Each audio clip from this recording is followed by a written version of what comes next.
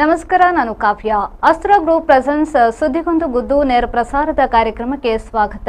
Powered by Mukund MGM Realty, ಪ್ರಾಯೋಜಕರಾಗಿ BDG Enterprises, master ಪ್ಲಾನರಿ groups. ಇಂದಿನ ಸುದ್ದಿಗೊಂದು ಗುದ್ದುವಿನ ವಿಚಾರ ಕಳಂಕರಹಿತ ರಾಜಕಾರಣಕ್ಕೆ ಸೋಲು. ಈ ಬಗ್ಗೆ ಒಂದು ವರದಿ ಇದೆ, ನೋಡ್ಕೊಂಡು ಬರೋಣ. ಕೇಂದ್ರದ ಮಾಜಿ ಸಚಿವ ಜನಾರ್ದನ ಪೂಜಾರಿ ಕಳಂಕರಹಿತ ರಾಜಕಾರಣಿ. ಯಾವುದೇ ಭ್ರಷ್ಟಾಚಾರದಲ್ಲಿ ಬಾಕಿಯಾಗದೆ ಬಡವರಿಗಾಗಿ ಕೆಲಸ ಮಾಡಿದ್ರು, ಅವರನ್ನ ದಕ್ಷಿಣ ಕನ್ನಡದವರು ಸೋಲಿಸಿದ್ರು ಎಂದು ಕಾಂಗ್ರೆಸ್ ಹಿರಿಯ ಮುಖಂಡ ಬಿಕೆ ಹರಿಪ್ರಸಾದ್ ಅವರು ತೀವ್ರ ಬೇಸರ ವ್ಯಕ್ತಪಡಿಸಿದ್ರು. ಬಿಲ್ಲವ ಅಸೋಸಿಯೇಷನ್ ಬೆಂಗಳೂರು ವತಿಯಿಂದ ಅರಮನೆ ಮೈದಾನದಲ್ಲಿ ಜರುಗಿದ ಸುವರ್ಣ ಸಂಭ್ರಮ ಕಾರ್ಯಕ್ರಮದಲ್ಲಿ ಅವರು ಮಾತನಾಡಿದ್ರು. ಮುಖ್ಯಮಂತ್ರಿ ಸಿದ್ದರಾಮಯ್ಯ ಅವರು ಇಡೀ ಹಿಂದುಳಿದ ವರ್ಗದವರಿಗೆ ಅನುಕೂಲವಾಗಲಿ ಎಂದು ಸಣ್ಣ ಪುಟ್ಟ ಕೆಲಸ ಮಾಡಿದ್ದಾರೆ. ಲಿಂಗಾಯತ ಮತ್ತು ಒಕ್ಕಲಿಗ ಸಮುದಾಯದ ರೀತಿಯಲ್ಲೇ ಅವರು ತಮ್ಮ ಕುರುಬ ಸಮುದಾಯವನ್ನ ಸರಿಸಮಾನವಾಗಿ ಬೆಳೆಸಿದ್ದಾರೆ. ಅದೇ ರೀತಿಯ ಪ್ರಯತ್ನವನ್ನ ಜನಾರ್ದನ ಪೂಜಾರಿಯವರು ಕೂಡ ಮಾಡಿದ್ದಾರೆ. ದೇಶದಲ್ಲಿ ಪೂಜಾರಿಗೆ ಇರುವಷ್ಟು ಹೆಸರು ಬೇರೆ ಯಾವ ರಾಜಕಾರಣಿಗೂ ಇಲ್ಲ. ನಾನು ಹಲವು ರಾಜ್ಯಗಳನ್ನು ಸುತ್ತಿದ್ದೇನೆ, ಎಲ್ಲಿಗೂ ಹೋಗಲಿ ಅವರ ಹೆಸರು ನೆನೆಯುತ್ತಾರೆ. ಆದರೆ ಅಂತಹ ವ್ಯಕ್ತಿಯನ್ನ ಸೋಲಿಸಲಾಯಿತು ಎಂದು ಕಳವಳ ವ್ಯಕ್ತಪಡಿಸಿದರು.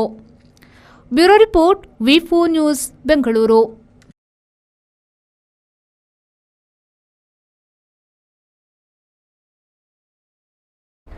ನಮ್ಮ ಜೊತೆಗೆ ಹಿರಿಯ ಪತ್ರಕರ್ತರಾದ ಮೋಹನ್ ಬೋಳಂಗಡಿ ಸರ್ ಇದ್ದಾರೆ. ಸರ್, ಕಾರ್ಯಕ್ರಮಕ್ಕೆ ಆತ್ಮೀಯವಾದ ಸ್ವಾಗತ. ಸರ್, ಏನಂದ್ರೆ ಇವಾಗ ಕಳಂಕರಹಿತ ರಾಜಕಾರಣಿ ಜನಾರ್ದನ ಪೂಜಾರಿ ಅವರ ಸೋಲಿಗೆ ಕಾರಣ ಏನು ಅಂತ? ಜನಾರ್ದನ್ ಪೂಜಾರಿ ಅವರು ಈ ಜಿಲ್ಲೆ ಕಂಡಂತಹ ಅತ್ಯಂತ ಪ್ರಾಮಾಣಿಕ ಕಳಂಕರಹಿತ ರಾಜಕಾರಣಿ. ಇವತ್ತು ಅವರು ತನ್ನ ಮುಸ್ಸಂಜೆಯಲ್ಲಿದ್ದಾರೆ. ಇಂತಹ ಸಂದರ್ಭದಲ್ಲಿ ಜನಾರ್ದನ ಪೂಜಾರಿ ಅವರು ಯಾಕೆ ನೆನಪಾಗ್ತಾರೆ ಅಂತ ಹೇಳಿದರೆ, ಅವರು ಇಷ್ಟು ವರ್ಷಗಳ ರಾಜಕೀಯ ಜೀವನದಲ್ಲಿ ಅವರು ನಡೆದುಕೊಂಡು ಬಂದಂತಹ ಹಾದಿ. ಯಾರೂ ಅವರನ್ನು ಒಬ್ಬ ಭ್ರಷ್ಟ ರಾಜಕಾರಣಿ, ಅವರು ಇಂತಿಂಥ ಅನ್ಯಾಯ ಮಾಡಿದ್ದಾರೆ, ಇಂತಿಂಥ ಕಳಂಕಗಳು ಅವರಲ್ಲಿ ಇದೆ ಅಂತ ಹೇಳಿ ಬೆಟ್ಟು ಮಾಡುವಂಥ ವ್ಯಕ್ತಿ ಅಲ್ಲ. ಆ ರೀತಿಯಾಗಿ ಅವರು ಅತ್ಯಂತ ಶುಭ್ರ ರಾಜಕಾರಣಿ. ಅವರ ಡ್ರೆಸ್ ಹೇಗೆ ಶುಭ್ರವೋ ಅದೇ ರೀತಿ ಅವರು ಸಹ ಶುಭ್ರ. ಆಗಿನ ಕಾಲದಲ್ಲಿದ್ದಂಥ ಅಂಬಾಸೆಡರ್ ಕಾರು ಇವತ್ತಿಗೂ ಅದೇ ಅಂಬಾಸೆಡರ್ ಕಾರ್ ಇದೆ. ಕಾರು ಬದಲಾಗಿದೆ ಹೊರತು ಅಂಬಾಸೆಡರ್ ಬದಲಾಗಲಿಲ್ಲ, ಕಂಪನಿ ಬದಲಾಗಲಿಲ್ಲ, ಕಂಪನಿಯಲ್ಲಿದೆ. ಇವತ್ತಿಗೂ ಅವರು ತನ್ನ ಹಳೆಯ ಮನೆಯಲ್ಲಿದ್ದಾರೆ, ಬಂಟ್ವಾಳದ ಚೆನ್ನಮ್ಮ ಕುಟೀರದಲ್ಲಿ ಇದ್ದಾರೆ. ಅವರೇನು ಇಲ್ಲಿ ಮಂಗಳೂರಲ್ಲಿ ಆಸ್ತಿ ಪಾಸ್ತಿ ಏನು ಮಾಡ್ಕೊಂಡಿಲ್ಲ. 77ರಲ್ಲಿ ಅವರು ಚುನಾವಣೆಗೆ ನಿಲ್ಲುವುದಕ್ಕಿಂತ ಮೊದಲು ಮಂಗಳೂರಿನಲ್ಲಿ ಅವರು ಮತ್ತು BC ರೋಡಲ್ಲಿ ವಕೀಲರಾಗಿದ್ದವರು. ಆ ಸಂದರ್ಭದಲ್ಲಿ ಭೂ ಸುಧಾರಣೆ ಕಾಯ್ದೆಯ ಫಲಾನುಭವಿಗಳ ಪರವಾಗಿ ಅವರು ಹೋರಾಟ ಮಾಡಿದವರು. ನ್ಯಾಯಾಲಯದಲ್ಲಿ, ಟ್ರಿಬ್ಯುನಲ್ಗಳಲ್ಲಿ ವಾದಿಸಿದಂಥವರು. ಮಂಗಳೂರಲ್ಲಿ ಸೆಂಟ್ರಲ್ ಮಾರ್ಕೆಟ್ನ ಎದುರುಗಡೆ ಅವರ ಕಚೇರಿ ಇತ್ತು. ಇಂತಹ ಅಪರೂಪದ ರಾಜಕಾರಣಿ ಅನಿವಾರ್ಯವಾಗಿ ಅನಿರೀಕ್ಷಿತವಾಗಿ ಮಂಗಳೂರು ಲೋಕಸಭಾ ಕ್ಷೇತ್ರದ ಕಾಂಗ್ರೆಸ್ ಅಭ್ಯರ್ಥಿಯಾದದ್ದು 1977ರಲ್ಲಿ. 1972ರಲ್ಲಿ KK ಶೆಟ್ಟಿಯವರು ಈ ಕ್ಷೇತ್ರದಿಂದ ಕಾಂಗ್ರೆಸ್ ಪಕ್ಷದಿಂದ ಗೆದ್ದಿದ್ರು. ಅವರು 77ರಲ್ಲಿ ಚುನಾವಣೆಗೆ ಸ್ಪರ್ಧಿಸುವುದಿಲ್ಲ ಎನ್ನುವ ನಿಲುವಿಗೆ ಅಂಟಿಕೊಂಡ ಸಂದರ್ಭದಲ್ಲಿ ಕಾಂಗ್ರೆಸ್ ಬದಲಿ ಅಭ್ಯರ್ಥಿಯನ್ನು ಆಯ್ಕೆ ಮಾಡಬೇಕಾಯಿತು.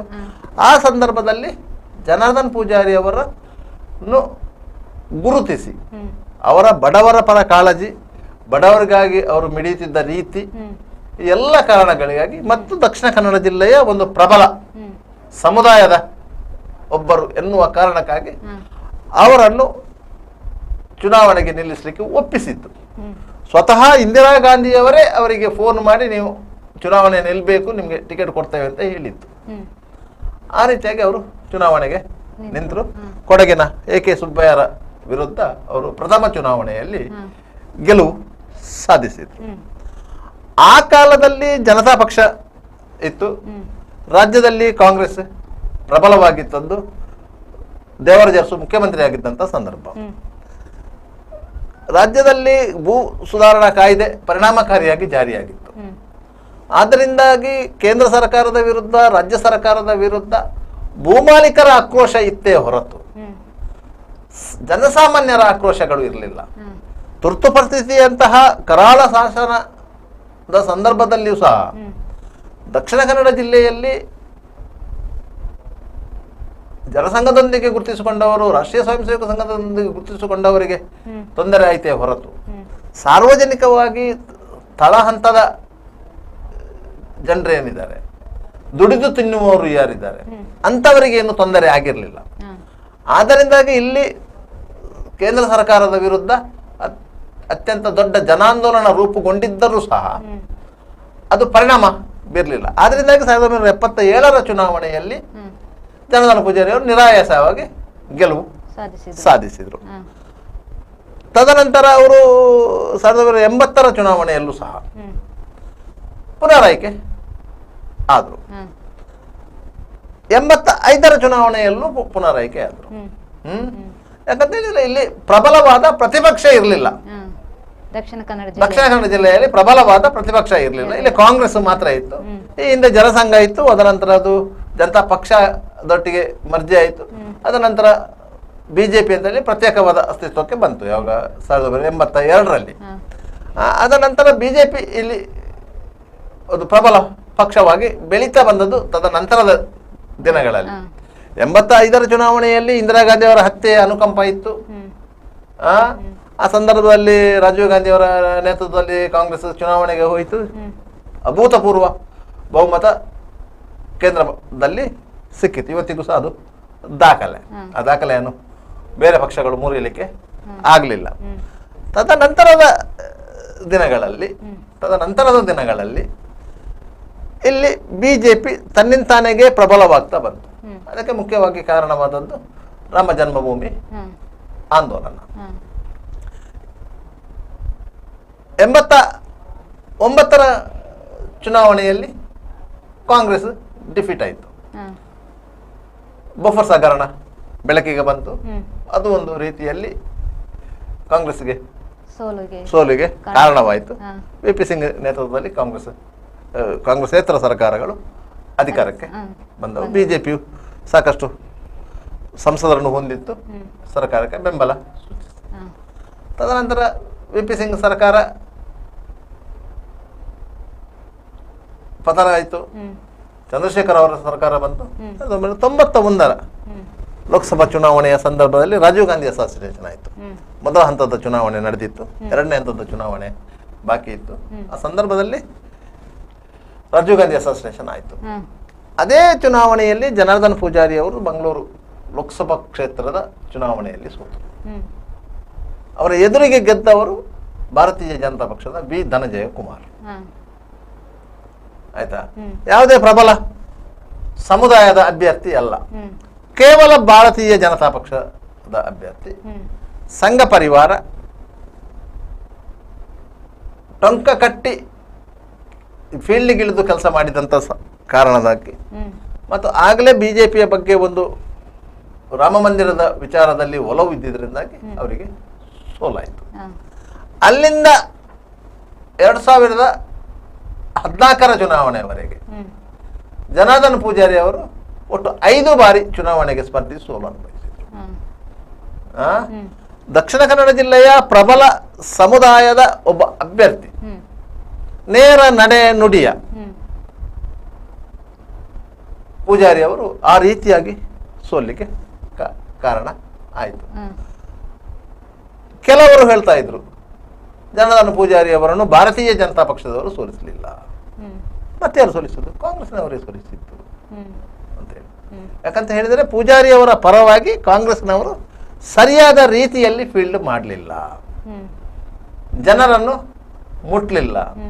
ಪೂಜಾರಿಯವರ ಸಾಧನೆ ಏನು, ಕಾಂಗ್ರೆಸ್ಸಿನ ಸಾಧನೆ ಏನು, ಇದನ್ನು ಜನರಿಗೆ ಮನವರಿಕೆ ಮಾಡಿ ಕೊಡಲಿಲ್ಲ. ಯಾಕಂತ ಹೇಳಿದರೆ ಸ್ಥಳೀಯ ಕೆಲವು ನಾಯಕರುಗಳು ಪೂಜಾರಿಯರ ವಿರುದ್ಧ ಕೆಲಸ ಮಾಡಿದರು. ಪರಿಣಾಮವಾಗಿ ಅದರ ಫಲ ಭಾರತೀಯ ಜನತಾ ಪಕ್ಷಕ್ಕೆ ಸಿಕ್ಕಿತು. ವಿ ಧನಂಜಯ ಕುಮಾರ್ ಅವರು ಸತತವಾಗಿ 4 ಬಾರಿ ಲೋಕಸಭೆಗೆ ಆಯ್ಕೆಯಾದರು. ಸತತವಾಗಿ 4 ಬಾರಿ. ಆಯ್ತಾ? 5ನೇ ಬಾರಿಗೆ ಧನಂಜಯ ಕುಮಾರನ್ನು ಬದಲಾವಣೆ ಮಾಡಿ ಡಿ.ವಿ. ಸದಾನಂದ ಗೌಡರನ್ನು ನಿಲ್ಲಿಸಿದ್ರು. ಆಯ್ತಲ್ಲ. ಅದರ ನಂತರ ಪುನಃ ಸದಾನಂದ ಗೌಡರನ್ನು ಉಡುಪಿಗೆ ಶಿಫ್ಟ್ ಮಾಡಿದ್ರು. ಇಲ್ಲಿ ನಳಿನ್ ಕುಮಾರ್ ಕಟೀಲ್ ಅವರು ನಿಲ್ಲಿಸಿದ್ರು. 3 ಬಾರಿ ನಳಿನ್ ಕುಮಾರ್ ಕಟೀಲ್ ಅವರು ವಿನ್ ಆದ್ರು. ಅವರನ್ನು ಬದಲಾವಣೆ ಮಾಡಿದ್ರು ಬ್ರಿಜೇಶ್ ಅವರನ್ನು ನಿಲ್ಲಿಸಿದ್ರು. ಇವತ್ತಿನವರೆಗೂ 1991ರಿಂದ ಈ ತನಕ ಬಿಜೆಪಿ ಅಧಿಕಾರ ಬಿಜೆಪಿಯೇ ಇಲ್ಲಿ ಲೋಕಸಭೆಯಲ್ಲಿ ಆಧಿಪತ್ಯವನ್ನು ಸಾಧಿಸಿದೆ. ಆಯ್ತಾ.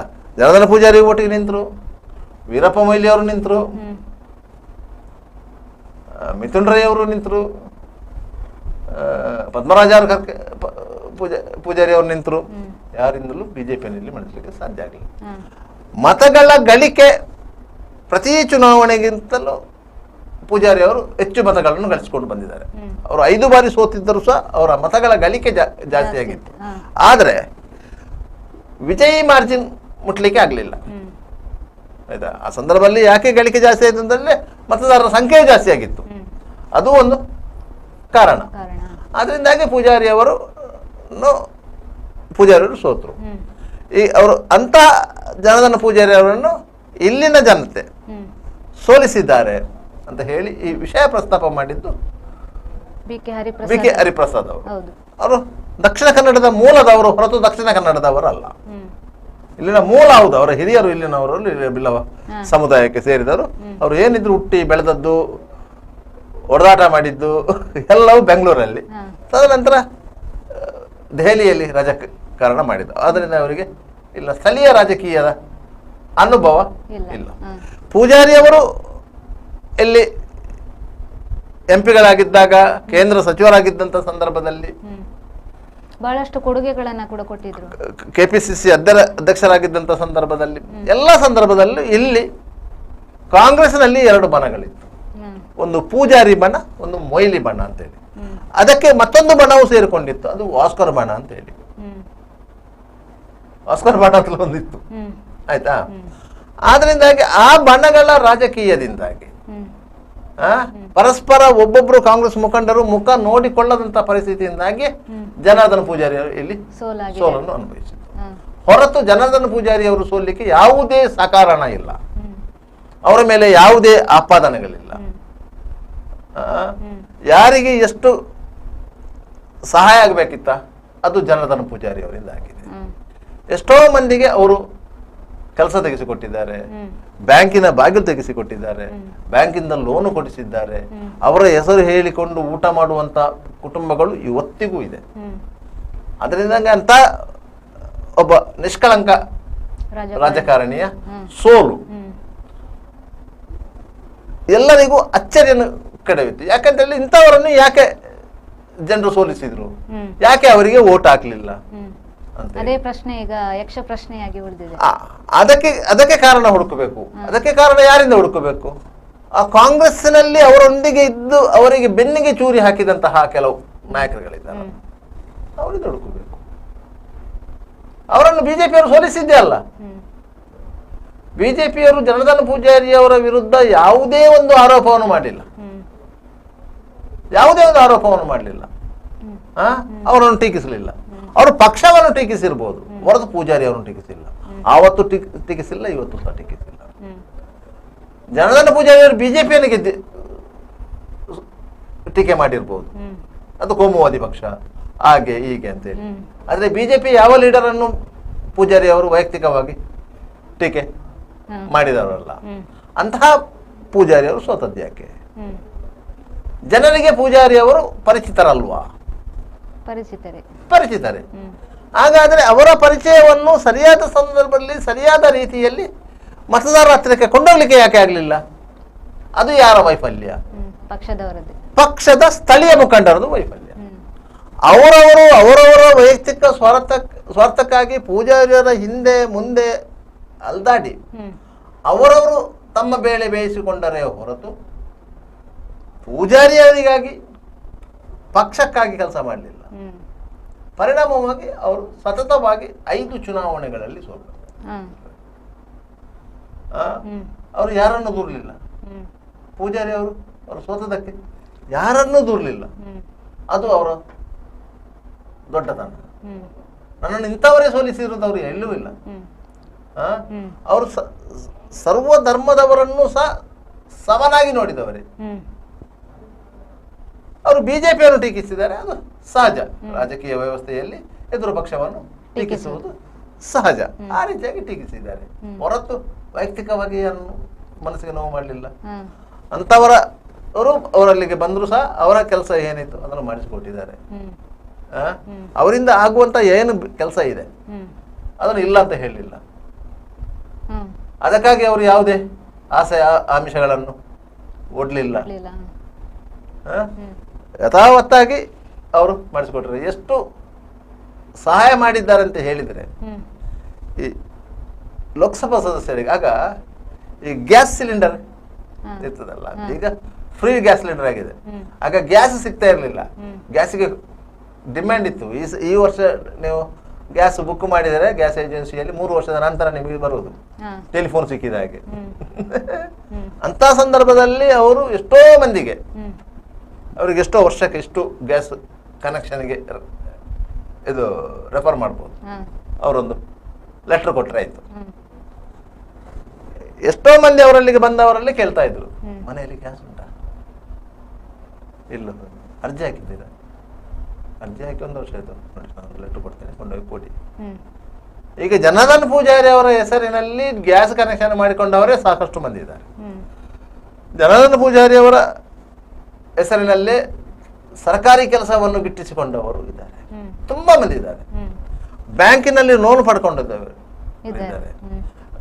ಅದರಿಂದಾಗಿ ಉದ್ಯಮ ಮಾಡಿಕೊಂಡು ಉದ್ಯೋಗಪತಿಗಳಾದವರು ಇದ್ದಾರೆ. ಎಲ್ಲರೂ ಇದ್ದಾರೆ, ಇಲ್ಲ ಅಂತ ಯಾರಿಲ್ಲ.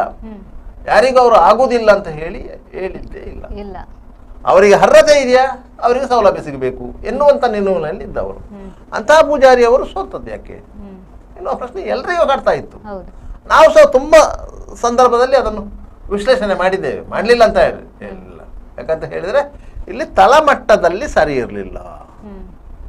ಪೂಜಾರಿ ಅವರನ್ನು ಕಂಡರೆ ಕಾಂಗ್ರೆಸ್ನವರಿಗೆ ಆಗ್ತಾ ಇರಲಿಲ್ಲ ಹೊರತು ಬಿಜೆಪಿ ಅವರಿಗಲ್ಲ. ಅವರಲ್ಲಿ ಬಣ ರಾಜಕೀಯ ನಡೀತಾ ಇದೆ. ಅವರಲ್ಲಿ ಬಣ ರಾಜಕೀಯವೇ. ಯಾಕಂತ ಹೇಳಿದ್ರೆ ಪೂಜಾರಿ ಅವರು ಸೋತರೆ ನಾನು ಮುಂದಿನ ಚುನಾವಣೆಗೆ ಸ್ಪರ್ಧೆ ಮಾಡಬಹುದು ಎನ್ನುವಂತ ದೂರದೃಷ್ಟಿ ಇಟ್ಟುಕೊಂಡವರು ಇದ್ರು.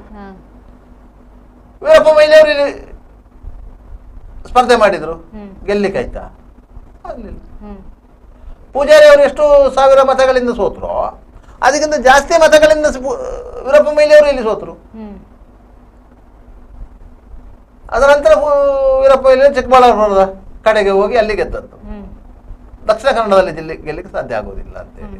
ಯಾಕಂದ್ರೆ 2008ರವರೆಗೆ ಇದು ಮಂಗಳೂರು ಲೋಕಸಭಾ ಕ್ಷೇತ್ರ ಏನಿತ್ತು ಅಂತ ಹೇಳಿದ್ರೆ ಇಲ್ಲಿ ಗೌಡ ಸಮಾಜದ ಮತದಾರರ ಸಂಖ್ಯೆ ಅಧಿಕವಾಗಿತ್ತು. ಯಾಕಂತ ಹೇಳಿದ್ರೆ ಕೊಡಗಿನ 3 ವಿಧಾನಸಭಾ ಕ್ಷೇತ್ರಗಳು ಈ ಮಂಗಳೂರು ಕ್ಷೇತ್ರಕ್ಕೆ ಸೇರ್ಪಡೆಯಾಗಿದ್ದವು. ಮಡಿಕೇರಿ, ವಿರಾಜಪೇಟೆ, ಇದು ಸೋಮರಪೇಟೆ, 3 ವಿಧಾನಸಭಾ ಕ್ಷೇತ್ರಗಳು. ಈಗ 2 ಇದೆ. ಆ 3 ವಿಧಾನಸಭಾ ಕ್ಷೇತ್ರಗಳು ಮತ್ತು ಸುಳ್ಯ, ಪುತ್ತೂರು, ವಿಟ್ಲ, ಉಳ್ಳಾಲ, ಮಂಗಳೂರು, ಈ ಬೆಲ್ಟ್ನಲ್ಲಿ ಇರುವಂತಹ 8 ವಿಧಾನಸಭಾ ಕ್ಷೇತ್ರಗಳು ಮಂಗಳೂರು ಕ್ಷೇತ್ರಕ್ಕೆ. ಸುರತ್ಕಲ್, ಮುಲ್ಕಿ ಮೂಡಬಿದ್ರೆ, ಬಂಟ್ವಾಳ, ಉಡುಪಿ ಲೋಕಸಭಾ ಕ್ಷೇತ್ರಕ್ಕೆ ಸೇರ್ತಾ ಇತ್ತು. ಬೆಳ್ತಂಗಡಿ ಮತ್ತು ಕಾರ್ಕಳ ಚಿಕ್ಕಮಗಳೂರು ವಿಧಾನಸಭಾ ಕ್ಷೇತ್ರಕ್ಕೆ ಸೇರ್ತಾ ಇತ್ತು, ಲೋಕಸಭಾ ಕ್ಷೇತ್ರಕ್ಕೆ ಸೇರ್ತಾ ಇತ್ತು. ಆದ್ರಿಂದಾಗಿ ಬಿಲ್ಲವರ ಮತಗಳ ಕ್ರೋಢೀಕರಣ ಇದ್ದಂತಹ ಬೆಳ್ತಂಗಡಿ ವಿಧಾನಸಭಾ ಕ್ಷೇತ್ರ ಚಿಕ್ಕಮಗಳೂರು ಲೋಕಸಭಾ ಕ್ಷೇತ್ರಕ್ಕೆ ಸೇರಿತ್ತು. ಕಾರ್ಕಳ ಸಹ ಅಲ್ಲಿಗೆ ಸೇರ್ಪಡೆ ಚಿಕ್ಕಮಗಳೂರು ಇತ್ತು. ಮತ್ತೆ ಈ ಬಂಟ್ವಾಳ, ಪೂಜಾರಿ ಅವರ ಸ್ವಂತ ಮನೆ ಇರುವಂತಹ ಬಂಟ್ವಾಳ ಉಡುಪಿ ಲೋಕಸಭಾ ಕ್ಷೇತ್ರಕ್ಕೆ ಸೇರಿತ್ತು. ಈ ರೀತಿಯಾಗಿತ್ತು. 2008ರಲ್ಲಿ ಕ್ಷೇತ್ರ ಪುನರ್ವಿಂಗಡಣೆ ಆದಾಗ ಕೊಡಗು ಕೈ ಬಿಟ್ಟಿತ್ತು, ಹೋಯ್ತು. ಕೇವಲ ದಕ್ಷಿಣ ಕನ್ನಡ ಜಿಲ್ಲೆಯ 8 ವಿಧಾನಸಭಾ ಕ್ಷೇತ್ರಗಳು ಈ ಕ್ಷೇತ್ರಕ್ಕೆ ಉಳ್ಕೊಂಡು, ಬಂಟ್ವಾಳವು ಮಂಗಳೂರು ಕ್ಷೇತ್ರಕ್ಕೆ ಬಂತು, ಬೆಳ್ತಂಗಡಿಯು ಮಂಗಳೂರು ಕ್ಷೇತ್ರಕ್ಕೆ ಬಂತು, ಸುರತ್ಕಲ್ ಮಂಗಳೂರು ಕ್ಷೇತ್ರಕ್ಕೆ ಬಂತು. ಮಂಗಳೂರು ಅಂತ ಇದ್ದ ಕ್ಷೇತ್ರ 3 ತುಂಡಾಯಿತು, ಉತ್ತರ, ದಕ್ಷಿಣ, ಮಂಗಳೂರು ಅಂತ ಹೇಳಿ. ಈ ರೀತಿಯಾಗಿ 8 ವಿಧಾನಸಭಾ ಕ್ಷೇತ್ರಗಳು. ವಿಟ್ಲ ಕ್ಷೇತ್ರ ಲುಪ್ತ ಆಯ್ತು, ಉಳ್ಳಾಲ ಕ್ಷೇತ್ರ ಹೋಯ್ತು, ಮಂಗಳೂರು ಕ್ಷೇತ್ರ ಆಯ್ತು. ಈ ರೀತಿಯಾಗಿ ಪುನರ್ವಿಂಗಡಣೆ ಆಯ್ತು. ಆ ಸಂದರ್ಭದಲ್ಲಿ ಏನಾಯ್ತು ಅಂತ ಹೇಳಿದ್ರೆ ಇಲ್ಲಿ ಬಿಲ್ಲವ ಮತದಾರರ ಸಂಖ್ಯೆ ಅಧಿಕವಾಯ್ತು. ಇಲ್ಲಿ ಬಿಲ್ಲವ ಮತದಾರರ ಸಂಖ್ಯೆ ಅಧಿಕ ಆಯ್ತು. ಮೊದಲು ಗೌಡ ಸಮಾಜದ ಮತದಾರರ ಸಂಖ್ಯೆ ಜಾಸ್ತಿ ಇತ್ತು, ಅದರ ನಂತರ ಪುನರ್ವಿಂಗಡಣೆ ಆಗುವಾಗ ಬಿಲ್ಲವ ಮತದಾರರ ಸಂಖ್ಯೆ ಜಾಸ್ತಿ ಆಯ್ತು. ಪೂಜಾರಿ ಅವರ ಸಂದರ್ಭದಲ್ಲಿ ಗೆಲ್ಲೇಬೇಕಿತ್ತು. ಆದರೆ ಬಿಜೆಪಿ ಅವರು ಏನು ಮಾಡಿದ್ರು, ಅಚ್ಚರಿಯ ಅಭ್ಯರ್ಥಿ ಅಂತ ಹೇಳಿದ್ರು ನಳಿನ್ ಕುಮಾರ್ ಕಟೀಲ್ ಅನ್ನೋದು ಹಾಕಿದ್ರು. ಸಾಮಾನ್ಯ ಕಾರ್ಯಕರ್ತ, ಜಿಲ್ಲಾ ಮಟ್ಟದಲ್ಲಿ ಪದಾಧಿಕಾರಿ, ಭಾರತೀಯ ಜನತಾ ಪಕ್ಷದ ಸಾಮಾನ್ಯ ಕಾರ್ಯಕರ್ತ, ಜಿಲ್ಲಾ ಮಟ್ಟದಲ್ಲಿ ಒಂದು ಪದಾಧಿಕಾರಿ, ಅವರನ್ನು ಕ್ಯಾಂಡಿಡೇಟ್ ಮಾಡಿದ್ರು. ಸಂಘ ಪರಿವಾರದಿಂದ ಬಂದವರು, ಸಂಘಟನಾ ಚಾತುರ್ಯ ಇತ್ತು. ಕಟೀಲು ದುರ್ಗಾ ಪರಮೇಶ್ವರಿ ದೇವಸ್ಥಾನದ ಬ್ರಹ್ಮಕಲಶ ಸಂಸ್ಥೆಯ ಪ್ರಧಾನ ಕಾರ್ಯದರ್ಶಿಯಾಗಿ ಅದನ್ನು ಯಶಸ್ವಿಯಾಗಿ ನಡೆಸಿದವರು. ಈ ರೀತಿಯಾಗಿ ಇತ್ತು. ಸಂಘ ಪರಿವಾರದಲ್ಲಿ ಒಳ್ಳೆಯ ಹೆಸರಿತ್ತು. ಅವರು ಸಲೀಸಾಗಿ ಪೂಜಾರಿ ಅವರ ಎದುರು ಗೆದ್ರು. ಎಲ್ಲರೂ ಆಲೋಚನೆ ಮಾಡಿದ್ರು ಪೂಜಾರಿ ಅವರ ಎದುರು ನಳಿನ್ ಕುಮಾರ್ ಕಟೀಲ್ ಗೆಲ್ಲಿಕ್ಕಿತ್ತ ಅಂತ ಹೇಳಿ. ಇಲ್ಲೇ ಇಲ್ಲ ಅಂತ ಹೇಳಿ ಪೂಜಾರಿ ಅವರನ್ನು 2009 ಚುನಾವಣೆಯಲ್ಲಿ ಕ್ಯಾಂಡಿಡೇಟ್ ಮಾಡಿದ ಕಾರಣಕ್ಕಾಗಿಯೇ ನಳಿನ್ ಕುಮಾರ್ ಕಟೀಲ್ ಅವರನ್ನು ಭಾರತೀಯ ಜನತಾ ಪಕ್ಷ ಇಲ್ಲಿ ಚುನಾವಣೆ ನಿಲ್ಲಿಸಿತ್ತು. ಇಲ್ಲಿ ಹಾಲಿ MP ಆಗಿದ್ದಂತಹ ಸದಾನಂದ ಗೌಡರನ್ನು ಉಡುಪಿಗೆ ಶಿಫ್ಟ್ ಮಾಡಿತ್ತು. ಉಡುಪಿಗೆ ಶಿಫ್ಟ್ ಮಾಡ್ಲಿಕ್ಕೂ ಕಾರಣ ಇತ್ತು. ಯಾಕಂದ್ರೆ ಉಡುಪಿಯಲ್ಲಿ ಗೌಡ ಮತದಾರರ ಸಂಖ್ಯೆ ಸೇರಿದೆ. ಚಿಕ್ಕಮಗಳೂರು ಉಡುಪಿ ಲೋಕಸಭಾ ಕ್ಷೇತ್ರಕ್ಕೆ ಸೇರಿತ್ತು. ಬಿಲ್ಲವ ಮತದಾರರ ಸಂಖ್ಯೆ ಜಾಸ್ತಿ ಇದ್ದಂತ ಬೈಂದೂರು ಶಿವಮೊಗ್ಗ ಕ್ಷೇತ್ರಕ್ಕೆ ಸೇರಿತ್ತು. ಆ ಸಂದರ್ಭದಲ್ಲಿ ಬಂಟರು ಮತ್ತು ಗೌಡ ಸಮಾಜದ ಮತಗಳು ಒಟ್ಟು ಸೇರುವಂತ ಸಂದರ್ಭದಲ್ಲಿ ಡಿ ವಿ ಸದಾನಂದ ಗೌಡರು ಅಲ್ಲಿ MP ಆದರು. ಅದೇ ಡಿ ವಿ ಸದಾನಂದ ಗೌಡರು ಮುಖ್ಯಮಂತ್ರಿ ಆದಂತ ಸಂದರ್ಭದಲ್ಲಿ ಲೋಕಸಭಾ ಕ್ಷೇತ್ರಕ್ಕೆ ರಾಜೀನಾಮೆ ಕೊಟ್ಟರು. ಉಪಚುನಾವಣೆಯಲ್ಲಿ ಕಾಂಗ್ರೆಸ್ ಗೆದ್ದಿತ್ತು, ಜಯಪ್ರಕಾಶ್ ಹೆಗಡೆ. ಬಂಟರು ಮತ್ತು ಗೌಡರು ಕಾಂಗ್ರೆಸ್ ಒಟ್ಟಿಗೆ ಸೇರ್ಕೊಂಡ್ರು. ವ್ಯಕ್ತಿ ಮತ್ತು ವ್ಯಕ್ತಿಯ ಮೇಲೆ ಜಾತಿಯ ಪ್ರಭಾವ ಏನು ಕೆಲಸ ಮಾಡಿತ್ತು ಅನ್ನೋದಕ್ಕೆ ಆ ಚುನಾವಣೆ ಒಂದು ಕಾರಣ. ಅದರ ನಂತರದ ಚುನಾವಣೆಯಲ್ಲಿ ಶೋಭಾ ಕರಂದ್ಲಾಜೆ ಬಂದಾಗ ಜಯಪ್ರಕಾಶ್ ಹೆಗಡೆ ಅವರು ಸೋತರು. ಪುತ್ತೂರಿಂದ ಶೋಭಾ ಕರಂದ್ಲಾಜೆ ಅವರು ಉಡುಪಿಗೆ ಹೋದಾಗ ಜಯಪ್ರಕಾಶ್ ಹೆಗಡೆ ಅವರು ಸೋತರು. ಅದೇ ಪರಿಸ್ಥಿತಿಯಲ್ಲಿ ಮಂಗಳೂರಲ್ಲಿ ಸಹ ಪೂಜಾರಿ ಅವರಿಗೆ ವಯಸ್ಸಾಯಿತು, ಅವರಿಗೆ ನಡೆದಾಡಲಿಕ್ಕೆ ಕಷ್ಟ ಆಗುತ್ತದೆ. ಅದರಿಂದಾಗಿ ಅವರು ಬದಲಾಗಿ ಬೇರೆ ಅಭ್ಯರ್ಥಿಯನ್ನು ಮಾಡಿದಾಗ ಮಿಥುನ್ ಡ್ರೈವರ್ನ ತಂದ್ರು, ಯಂಗ್ಸ್ಟರ್ ಅಂತ ಹೇಳಿ. ಪೂಜಾರಿಯವರು ತೆಗೆದ ಅಷ್ಟನ್ನು ಮಿಥುನ್ ಡ್ರೈವರ್ ತೆಗಿಲಿಕ್ಕೆ ಆಗಲಿಲ್ಲ. ಪೂಜಾರಿಯವರು 2014 ಚುನಾವಣೆಯಲ್ಲಿ ಎಷ್ಟು ಮತಗಳನ್ನು ಪಡೆದಿದ್ರು, ಅಷ್ಟು ಮತಗಳನ್ನು ಗಳಿಸಲಿಕ್ಕೂ ಮಿಥುನ್ ಡ್ರೈವರ್ಗೆ 2019 ಆಗಲಿಲ್ಲ. ಆದರೆ 2024 ಚುನಾವಣೆಯಲ್ಲಿ ಪದ್ಮರಾಜ್ ಅವರು 6 ಲಕ್ಷ ಚಿಲ್ಲರ ಮತಗಳನ್ನು ಪಡೆದ್ರು. 2 ಲಕ್ಷ ಚಿಲ್ಲರ ಮತಗಳು ಜಾಸ್ತಿ ಬಂತು ಅವರಿಗೆ. ಬಿಜೆಪಿಯಿಂದ 1 ಲಕ್ಷ ಮತಗಳ ಅಂತರ ಸಿಕ್ತು. ಈ ರೀತಿಯಾಗಿ ಮತಗಳ ಕ್ರೋಢೀಕರಣ ಆಗಿದೆ. ಅದರಿಂದಾಗಿ ಪೂಜಾರಿಯವರ ಸೋಲಿಗೆ ಅಂತ ನಾವು ಯಾವ ರೀತಿಯಲ್ಲಿ ಲೆಕ್ಕ ಹಾಕಿದ್ರು ಸಹ 1991ರಿಂದ 2014ರವರೆಗೆ 4 ಬಾರಿ ಗೆದ್ದಿದ್ದಾರೆ, 5 ಬಾರಿ ಸೋತಿದ್ದಾರೆ. ಒಟ್ಟು 9 ಚುನಾವಣೆಗಳಾಗಿದೆ. ಅದರಲ್ಲಿ ಪ್ರತಿ ಬಾರಿಯ ಚುನಾವಣೆಯಲ್ಲೂ ಪೂಜಾರಿಯವರ ಗೆಲುವಿನ ಅಂತರ ಕಡಿಮೆ ಆಗ್ತಾ ಬಂದಿತ್ತು. 77ರಲ್ಲಿ ಅವರು AK ಸುಬ್ಬಯ್ಯನವರ ವಿರುದ್ಧ ಎಷ್ಟು ಮತಗಳ ಅಂತರದಿಂದ ಗೆದ್ದಿದ್ರು. 80ರಲ್ಲಿ ಕರಮಳ್ಳಿ ಸಂಜೀವ ಶೆಟ್ಟಿ ಅವರ ವಿರುದ್ಧ ಎಷ್ಟು ಮತಗಳ ಅಂತರದಿಂದ ಗೆದ್ದಿದ್ರು. 85ರಲ್ಲಿ ಉರಿಮಜಲು ರಾಮಭಟ್ರ ವಿರುದ್ಧ ಎಷ್ಟು ಮತಗಳ ಅಂತರದಿಂದ ಗೆದ್ದಿದ್ರು. 89ರಲ್ಲಿ ಉರಿಮಜಲು ರಾಮಭಟ್ರ ಅವರ ಎದುರು ಎಷ್ಟು ಮತಗಳನ್ನು ಗೆದ್ದಿದ್ರು. ಅದೆಲ್ಲ ಮತಗಳು ಹಿಂದಿನ ಚುನಾವಣೆಗೆ ಹೋಲಿಸಿದ್ರೆ ಕಡಿಮೆ ಆಗಿ 91ರಲ್ಲಿ ಸೋತದ್ದು. 42,000 ಮತಗಳ ಅಂತರ. ಸರಿ, ಇವಾಗ ಸುದ್ದಿಗುದ್ದು ಮುಂದುವರಿಸುವ. ಇದೀಗ ಸುದ್ದಿಗೊಂದು ಗುದ್ದುವಿನಲ್ಲಿ ಚಿಕ್ಕ ವಿರಾಮ.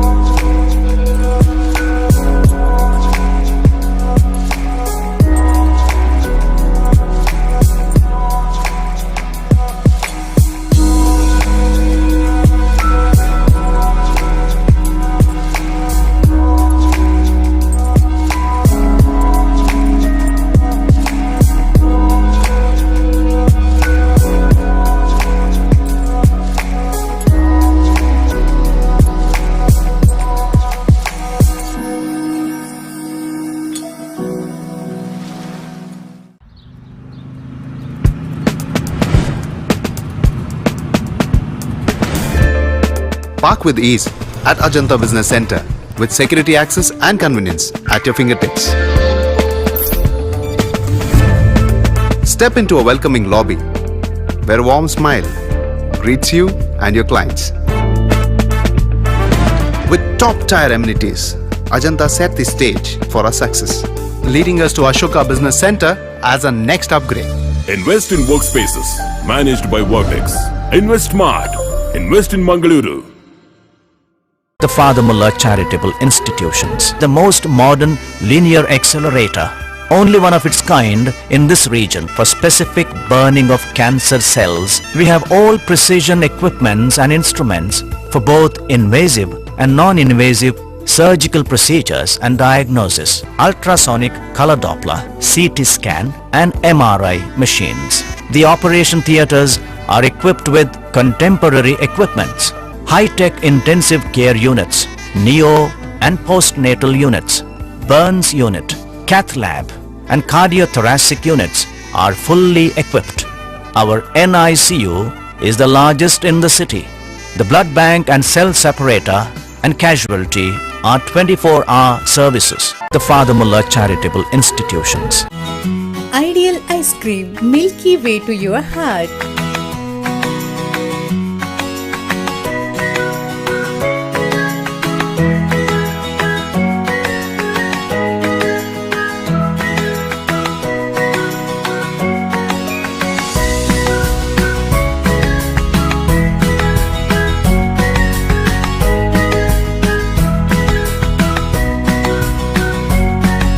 Embellished with a variety of fruits and flavored with rich crunch and chips, they treat your taste buds. Ideal ice cream.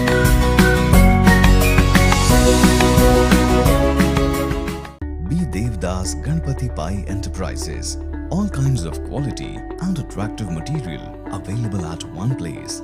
Biggest showroom in Mangalore city. Admired by public at large. The showroom of your choice. B. Devdas Ganpati Pai Enterprises near New Chitra Talkies, Mangalore.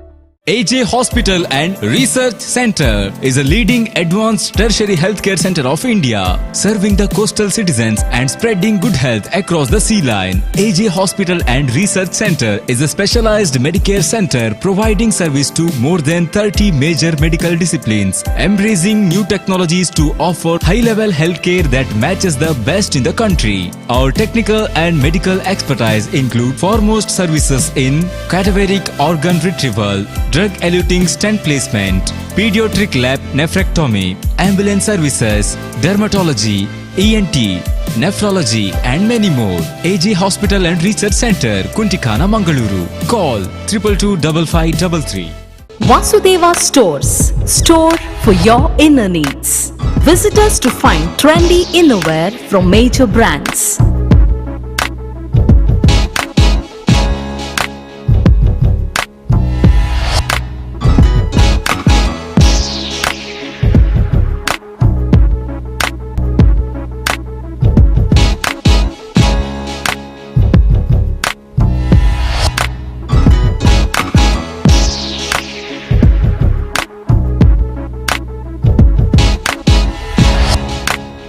Visit Vasudeva Stores, ground floor, Ideal Towers near Sharavu Ganapati Temple, Mangaluru.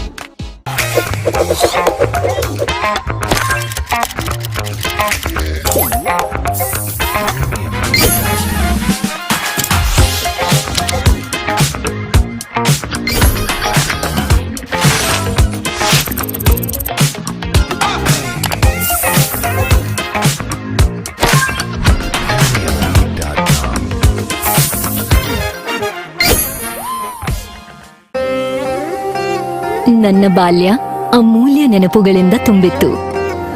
ಸಮಯದ ಸವಾಲನ್ನು ಎದುರಿಸಿ ನಿಂತ ಪರಂಪರೆ.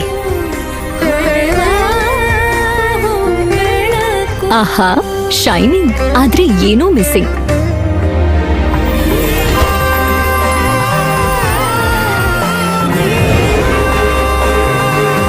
ಶತಮಾನದ ವಾರಸುದಾರಿಕೆಯ ಹೊಸ ಮುಖ ಭೀಮಾ. ಬದಲಾವಣೆ ಹೊಳೆಯುತ್ತಿದೆ.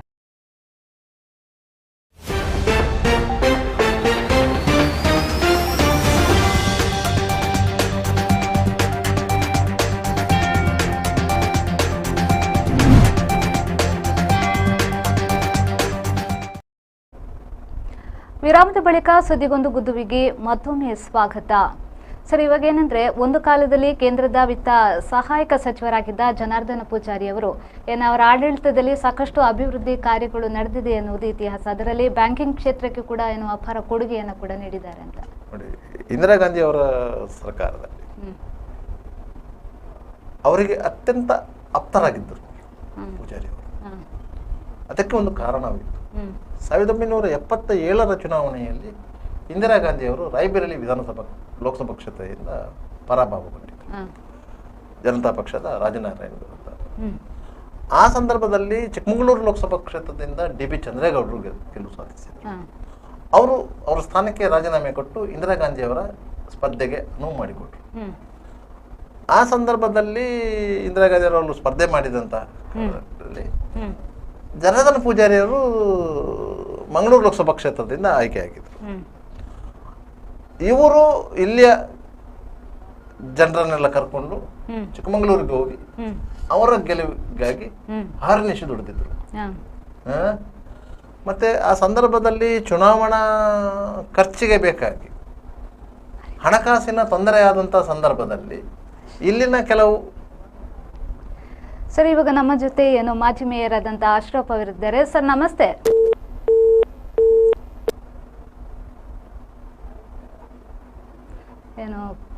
ಕರೆ ಕಡಿತಗೊಂಡಿದೆ ಸರ್, ಮುಂದುವರಿಸ. ಆ ಸಂದರ್ಭದಲ್ಲಿ ಪೂಜಾರಿ ಅವರು ರಾತ್ರಿ ಹಗಲು ಅಲ್ಲಿ ಚಿಕ್ಕಮಗಳೂರಿನಲ್ಲಿ ಚುನಾವಣಾ ಪ್ರಚಾರ ಮಾಡಿದ್ದು, ಅಲ್ಲಿನ ಸ್ಥಳೀಯರನ್ನು ಗೂಡಿಸಿಕೊಂಡು ಮಾಡಿದ್ದು ಎಲ್ಲವನ್ನು ಶ್ರೀಮತಿ ಇಂದಿರಾ ಗಾಂಧಿ ಅವರು ಅತ್ಯಂತ ಹತ್ತಿರದಿಂದ ಗಮನಿಸಿದ್ರು. ಆದ್ದರಿಂದ ಮತ್ತು ಅವರ ಈ ನೇರ ಮಾತು, ಪ್ರಾಮಾಣಿಕತೆ ಇದನ್ನೆಲ್ಲ ಅವರು ಗಮನಿಸಿದ್ರು. ಅದರಿಂದಾಗಿ ಪೂಜಾರಿ ಅವರು ಅಂದ್ರೆ ಅವರಿಗೆ ಅತ್ಯಂತ ನಿಕಟವರ್ತಿ ಆಗಿದ್ರು. ಇವರು ಸಹ ಅಷ್ಟೇ, ಪಕ್ಷದ ಅಧ್ಯಕ್ಷೆ, ನಮ್ಮ ಪ್ರಧಾನಿ, ಈ ರೀತಿಯಾಗಿ ಅವರ ಪಕ್ಷದ ಮುಖಂಡೆ, ಈ ರೀತಿಯಾಗಿ ಅವರನ್ನು ತುಂಬಾ ಹಚ್ಚಿಕೊಂಡಿದ್ರು. ಅವರು ಹೇಳಿದ ಯಾವುದೇ ಮಾತನ್ನು ಒಂದು ಚೂರು ತೆಗೆದು ಹಾಕದೆ ಅದನ್ನು ಪಾಲಿಸಲಿಕ್ಕೆ ಪ್ರಯತ್ನ ಪಡ್ತಾ ಇದ್ರು. ಆ ರೀತಿಯಾದ ಒಂದು ಸ್ವಾಮಿ ನಿಷ್ಠೆಯನ್ನು ಅವರು ಹೊಂದಿದ್ರು. ಪೂಜಾರಿ ಅವರ ನಿಷ್ಠೆ ಅಂದ್ರೆ ಪೂಜಾರಿ ಅವರ ನಿಷ್ಠೆ, ಅದು ಅಂತಹ ಗಟ್ಟಿ ನಿಲುವು. ಅವರು ಯಾವುದೇ ಸಂದರ್ಭದಲ್ಲಿ ಅದನ್ನು ಬದಲಾಯಿಸುವವರು ಅಲ್ಲ. ನೇರ ಮಾತು, ನೇರ ನೋಡಿ, ನೇರ ನಿಷ್ಠೆ, ಅದರಲ್ಲಿ ಅವರು ಯಾವುದೇ ಸಂದರ್ಭದಲ್ಲಿ ಅದು ಬದಲಾಯಿಸ್ತಿರಲಿಲ್ಲ. ಅಂತ ಪೂಜಾರಿ ಅವರು ಇಂದಿರಾ ಗಾಂಧಿ ಅವರಿಗೆ ಅಷ್ಟು ಆಪ್ತರಾಗಿದ್ದಂತ ಕಾಲಘಟ್ಟದಲ್ಲಿ ಅವರನ್ನು ಇಂದಿರಾ ಗಾಂಧಿ ಅವರು 2ನೇ ಬಾರಿ ಅವರು ಆಯ್ಕೆಯಾದಂಥ ಸಂದರ್ಭದಲ್ಲಿ ಕೇಂದ್ರದ ಸಹಾಯಕ ವಿತ್ತ ಸಚಿವರನ್ನಾಗಿ ನೇಮಿಸಿದರು. ಸರ್, ಇವಾಗ ನಮ್ಮ ಜೊತೆಗೆ ಮಾಜಿ ಮೇಯರ್ ಆದಂತ ಅಶ್ರಫ್ ಅವರಿದ್ದಾರೆ. ಸರ್, ನಮಸ್ತೆ. ನಮಸ್ತೆ. ನಮಸ್ತೆ ಸರ್, ಧ್ವನಿ ಕೇಳಿಸ್ತಾ ಇದೆಯಾ? ಸ್ವಲ್ಪ ಸ್ಲೋ ಆಗಿದೆ. ಹಲೋ, ಸ್ಲೋ ಕೇಳ್ತಾ ಇದೆ. ಸರ್, ಇವಾಗ ಏನಂದ್ರೆ ಕಳಂಕರಹಿತ ರಾಜಕಾರಣಿ ಜನಾರ್ದನ ಪೂಜಾರಿ ಅವರ ಸೋಲಿಗೆ ಕಾರಣ ಏನು ಅಂತ ನಿನ್ನೆ ಬಿಲ್ಲವ ಅಸೋಸಿಯೇಷನ್ ಸುವರ್ಣ ಸಂಭ್ರಮದಲ್ಲಿ ಬಿ.ಕೆ. ಹರಿಪ್ರಸಾದ್ ಅವರು ಈ ಬಗ್ಗೆ ಕಳವಳನ್ನ ಕೂಡ ವ್ಯಕ್ತಪಡಿಸಿದ್ರು. ಅವರ ಸೋಲಿಗೆ ದಕ್ಷಿಣ ಕನ್ನಡದವರೇ ಕಾರಣ ಅಂತ. ಈ ಬಗ್ಗೆ ಏನ್ ಹೇಳ್ತೀರಾ? ನೋಡಿ, ಬಿ.ಕೆ. ಹರಿಪ್ರಸಾದ್ ಹೇಳಿದ ಮಾತೆಲ್ಲ ಸತ್ಯನೇ, ಅದಕ್ಕೆ ಯಾವುದು ಕೂಡ ಡೌಟ್ ಇಲ್ಲ. ಅವರ ಸೋಲಿಗೆ ಕಾರಣವೇ ಆದ ಆ ಸಮಯದಲ್ಲಿ ಧರ್ಮಸ್ಥಳ ಹೆಗ್ಡೆ ಅವರ ವಿಷಯದಲ್ಲಿ ಅವರನ್ನು ಆ ದಕ್ಷಿಣ ಕನ್ನಡ ಜಿಲ್ಲೆಯಲ್ಲಿ ಅವರ ಒಂದು ಹೇಳಿಕೆ ಮೇಲೆ ಇಡೀ ದಕ್ಷಿಣ ಕನ್ನಡ ಸೋಲಿಗೆ, ಜನಾರ್ದನ್ ಸೋಲಿಗೆ ಕಾರಣ ಇತ್ತು. ಹಲೋ ಹಲೋ ಹಲೋ ಹಲೋ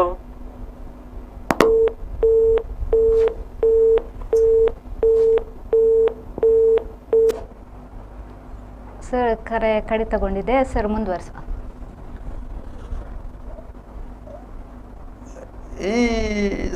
ಆ ಸಂದರ್ಭದಲ್ಲಿ ಅವರಿಗೆ ಅತ್ಯಂತ ಆಪ್ತರಾಗಿದೆ. ಅದರಿಂದಾಗಿ ಅವರು ಕೇಂದ್ರ ಸಚಿವ ಸಂಪುಟದಲ್ಲಿ, ಯಾಕಂದ್ರೆ 1980ರಲ್ಲಿ ಇಂದಿರಾ ಗಾಂಧಿ ಅವರು ಮರು ಆಯ್ಕೆಯಾಗಿ ಪ್ರಧಾನಿಯಾದಂತಹ ಸಂದರ್ಭದಲ್ಲಿ ಇವರನ್ನ ಕೇಂದ್ರ ವಿತ್ತ ಸಹಾಯಕ ಸಚಿವರಾಗಿ, ವಿತ್ತ ಖಾತೆಯ ಸಹಾಯಕ ಸಚಿವರಾಗಿ ಮಾಡಿ.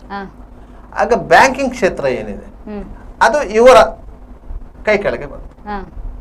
ಆ ಸಂದರ್ಭದಲ್ಲಿ ಇವರು ಆಲೋಚನೆ ಮಾಡಿದ್ದು ಏನಂತ ಹೇಳಿದ್ರೆ, ಎಷ್ಟು ದೊಡ್ಡ ಬ್ಯಾಂಕಿಂಗ್ ವರ್ತುಲ ಇದೆ, ಒಂದು ಸರ್ಕಲ್ ಇದೆ, ಎಲ್ಲ ರಾಷ್ಟ್ರೀಕೃತ ಬ್ಯಾಂಕ್ಗಳಿವೆ. ಹಾಗೆ ನಿಮಗೆ ಈಗಿನ ಹಾಗೆ ಖಾಸಗಿ ಬ್ಯಾಂಕ್ಗಳಿರ್ಲಿಲ್ಲ, ಎಲ್ಲ ರಾಷ್ಟ್ರೀಕೃತ ಬ್ಯಾಂಕ್ಗಳು, ಇಲ್ಲದ್ರೆ ಸ್ವಾಯತ್ತ ಬ್ಯಾಂಕ್ಗಳು ಇತ್ತು. ಆ ಸ್ವಾಯತ್ತ ಬ್ಯಾಂಕ್ಗಳು ಸಹ RBI ಅಂಡರ್ನಲ್ಲಿ ಬರುವುದರಿಂದ ಇಷ್ಟು ಬ್ಯಾಂಕುಗಳಿಂದ ಬಡವರಿಗೆ ಎಷ್ಟು ಉಪಕಾರ ಆಗಿದೆ ಅಂತ ನೋಡುವಾಗ ಅದು 0 ಆಗಿತ್ತು. ಬ್ಯಾಂಕ್ಗಳು ಯಾರಿಗಾದ್ರೂ ಸಾಲ ಕೊಡುವುದಿದ್ರೆ ಅವರು ಉಳ್ಳವರಿಗೆ ಸಾಲ ಕೊಡ್ತಾ ಇದ್ರು ಮತ್ತು ಅವರನ್ನೇ ಶ್ರೀಮಂತರನ್ನಾಗಿ ಮಾಡ್ತಾ ಇದ್ರು, ಬಡವರಿಗೆ ಸಾಲ ಕೊಡ್ತಾ ಇರ್ಲಿಲ್ಲ. ಯಾಕಂದ್ರೆ ಬಡವರಿಂದ ರಿಕವರಿ ಕಷ್ಟ ಅಂತ ಹೇಳಿ, ಮತ್ತೆ ಅದರ ಬಗ್ಗೆ ಎಷ್ಟು ಮಾಹಿತಿ ಕೂಡ ಅವರಿಗೆ ಇರುವುದಿಲ್ಲ, ಬಡವರಿಗೆ ಅಂತ ಮಾಹಿತಿಗಳು ಇರಲಿಲ್ಲ. ಮತ್ತೆ ಬ್ಯಾಂಕಿಂಗ್ ವ್ಯವಸ್ಥೆಯೊಳಗೆ ಬಡವರು ನುಗ್ಗಲು ಇರಲಿಲ್ಲ. ಅದಕ್ಕೆ ಬೇಕಾಗಿ ಇವರು ಎಲ್ಲ ಬ್ಯಾಂಕಿಂಗ್ ಪ್ರಮುಖರನ್ನ ಕರೆದು ಹೇಳಿದ್ರು, ಈ ರೀತಿಯಾಗಿ ನಾವು ಬಡವರಿಗೆ ಏನಾದ್ರು ಸಹಾಯ ಮಾಡಬೇಕು, ಆದ್ರೆ ಬಡವರನ್ನು ಬ್ಯಾಂಕಿಂಗ್ ಕ್ಷೇತ್ರದೊಳಗೆ ತರಬೇಕು ಅಂತ ಹೇಳಿ. ಕೆಲವು ವರ್ಷಗಳ ಹಿಂದೆ ನರೇಂದ್ರ ಮೋದಿ ಅವರು ಜನ್ಧನ್ ಯೋಜನೆ ಅಂತ ತಂದದ್ದೇ ಆ ಕಾರಣಕ್ಕಾಗಿ ಎಲ್ಲರೂ ಬ್ಯಾಂಕಿಂಗ್ ಕ್ಷೇತ್ರದ ಒಳಗೆ ಬರಬೇಕಂತ. ಇಂತಹ ಪ್ರಯತ್ನವನ್ನು ಪೂಜಾರಿಯವರು 80ರ ದಶಕದಲ್ಲಿ ಮಾಡಿದ್ರು, ಬಡವರು ಬರ್ಬೇಕು ಅಂತ ಹೇಳಿ. ಅವ್ರು ಸಾಲ ಕೇಳಲಿಕ್ಕಾದ್ರೂ ಬರ್ಬೇಕು ಬ್ಯಾಂಕಿಗೆ, ಅದಕ್ಕೆಲ್ಲ ಸಾಲ ಮೇಳ ಮಾಡಿದ್ರು, ಶಿಬಿರಗಳು ಮಾಡಿದ್ರು, ಅವ್ರನ್ನ ಎಜುಕೇಟ್ ಮಾಡುವಂತ ಒಂದೊಂದು ಬ್ಯಾಂಕಿಗೆ ಇಷ್ಟೇ ಸಾಲ ಕೊಡ್ಬೇಕು, ಇಷ್ಟೇ ಮಂದಿಗೆ ಕೊಡ್ಬೇಕು ಅಂತ ಮಾಡಿದ್ರು. ಒಂದು ಬ್ಯಾಂಕಿನವರು 50 ಮಂದಿಗೆ ಸಾಲ ಕೊಡ್ಲೇಬೇಕು. ಅದು 2,000 ಇರಲಿ, 5,000 ಇರಲಿ, 10,000 ಇರಲಿ. ಆಗಿನ ಕಾಲದಲ್ಲಿ 2,000, 5,000, 10,000ಕ್ಕೂ ಅಷ್ಟೇ ವ್ಯಾಲ್ಯೂ ಇತ್ತು. ನೀವು ಯಾವ್ದಾದ್ರೂ ಅವರನ್ನು ಸ್ವಉದ್ಯೋಗಕ್ಕಾಗಲಿ ಬೇರೆ ಬೇರೆ ಕಾರಣಗಳಿಗಾಗಿ ಅವರಿಗೆ ಸಾಲ ಕೊಡ್ಬೇಕು ಅಂತ ಹೇಳಿ ಅದನ್ನ ಅದನ್ನು ದೊಡ್ಡ ಮಟ್ಟದಲ್ಲಿ ಅವರು ಪ್ರಚಾರ ಮಾಡಿದ್ರು. ಜನರು ಬ್ಯಾಂಕಿಗೆ ಬಂದರು, ಸಾಲ ಮಾಡ್ಕೊಂಡ್ರು. ಅದರಲ್ಲಿ ಎಷ್ಟು ಮಂದಿ ಸದುಪಯೋಗ ಪಡಿಸ್ಕೊಂಡ್ರೋ ಗೊತ್ತಿಲ್ಲ, ಆದ್ರೆ ಕೆಲವರಿಗಂತೂ ಅನುಕೂಲ ಆಗಿದೆ. ಇಂಥ ಒಂದು ಕ್ರಾಂತಿಕಾರಿ ನಿಲುವನ್ನು ಹೊಂದಿದ್ದವರು ಪೂಜಾರಿಯವರು. ಅದು ಅಲ್ಲದೆ ಅವರಿಗೆ ಬೇರೆ ಬೇರೆ ಕನಸುಗಳಿತ್ತು. ದಕ್ಷಿಣ ಕನ್ನಡ ಜಿಲ್ಲೆಯನ್ನು ಅಭಿವೃದ್ಧಿ ಪಡಿಸಬೇಕಂತ ಕನಸುಗಳಿತ್ತು. ಯಾಕಂದ್ರೆ ದಕ್ಷಿಣ ಕನ್ನಡ ಜಿಲ್ಲೆಗೆ ಏರ್ಪೋರ್ಟ್ ಬಂದದ್ದು ಶ್ರೀನಿವಾಸ ಮಲ್ಯರ ಕಾಲದಲ್ಲಿ, NMPT ಬಂದದ್ದು ಶ್ರೀನಿವಾಸ ಮಲ್ಯರ ಕಾಲದಲ್ಲಿ, KREC ಬಂದದ್ದು ಶ್ರೀನಿವಾಸ ಮಲ್ಯರ ಕಾಲದಲ್ಲಿ, ಕುದುರೆಮುಖ ಉಕ್ಕಿನ ಕಾರ್ಖಾನೆ ಬಂದದ್ದು ಶ್ರೀನಿವಾಸ ಮಲ್ಯರ ಕಾಲದಲ್ಲಿ, ಮಂಗಳೂರು ಬೆಂಗಳೂರು ಮೀಟರ್ ಗೇಜ್ ರೈಲು ಬಂದದ್ದು ಶ್ರೀನಿವಾಸ ಮಲ್ಯರ ಕಾಲದಲ್ಲಿ. ಎಲ್ಲವೂ ಶ್ರೀನಿವಾಸ ಮಲ್ಯರ ಕಾಲದಲ್ಲೇ ಬಂದದ್ದು. ಆದರೆ ಅದು ಅದೇ ಸ್ಥಿತಿಯಲ್ಲಿತ್ತು, ಅದು ಮೇಲ್ದರ್ಜೆಗೆ ಇರಲಿಲ್ಲ. ಅದಕ್ಕಾಗಿ ಪೂಜಾರಿ ಅವರು ಏನು ಮಾಡಿದ್ರು ಅಂತ ಹೇಳಿದ್ರೆ ಅದನ್ನು ಮೇಲ್ದರ್ಜೆಗೆ ಏರಿಸಬೇಕು ಅಂತ ಹೇಳಿ ಮಾಡಿ ಮಂಗಳೂರು ಬೆಂಗಳೂರು ಮೀಟರ್ ಗೇಜ್ ರೈಲು ಬ್ರಾಡ್ ಗೇಜ್ಗೆ ಆಗ್ಲಿಕ್ಕೆ, ಮಂಗಳೂರು ವಿಮಾನ ನಿಲ್ದಾಣವನ್ನು ಉನ್ನತೀಕರಣಗೊಳಿಸ್ಲಿಕ್ಕೆ, KREC NITK ಆಗ್ಲಿಕ್ಕೆ, ಈಗ ಏನು ನಾಮಂಗಳೂರು ಬಂದರು ಪ್ರಾಧಿಕಾರ ಆಯಿತು ಅದನ್ನು ವಿಸ್ತರಣೆ ಮಾಡಲಿಕ್ಕೆ, ಕುದುರೆಮುಖ ಐರನ್ ಅಂಡ್ ಓರ್ ಕಂಪನಿಯನ್ನು ಸದೃಢಗೊಳಿಸಲಿಕ್ಕೆ ಕೆಲವು ಕೇಂದ್ರ ಸರ್ಕಾರದ ಯೋಜನೆಗಳನ್ನ ಅದಕ್ಕೆ ಇಂಪ್ಲಿಮೆಂಟ್ ಮಾಡಿದರು. ಈ ರೀತಿಯಾಗಿ ಪೂಜಾರಿ ಅವರು ಜಿಲ್ಲೆಯ ಅಭಿವೃದ್ಧಿಗೆ ಸಾಕಷ್ಟು ಶ್ರಮ ವಹಿಸಿದ್ದಾರೆ. ಮಂಗಳೂರು ಬೆಂಗಳೂರು ರಾಷ್ಟ್ರೀಯ ಹೆದ್ದಾರಿಯನ್ನು ಸಹ ಅಗಲೀಕರಣಗೊಳಿಸಿ ಮೇಲ್ದರ್ಜೆಗೆ ಏರಿಸುವಂತಹ ಪ್ರಯತ್ನ ಅವರ ಕಾಲದಲ್ಲಿ ಆದದ್ದು. ಸರ್, ಇವಾಗ ನಮ್ಮ ಜೊತೆಗೆ KPCC ಪ್ರಧಾನ ಕಾರ್ಯದರ್ಶಿ ಮಿಥುನ್ ರೈ ಇದ್ದಾರೆ. ಸರ್ ನಮಸ್ತೆ. ಸರ್ ನಮಸ್ತೆ, ಕೇಳಿಸ್ತಿದ್ಯಾ?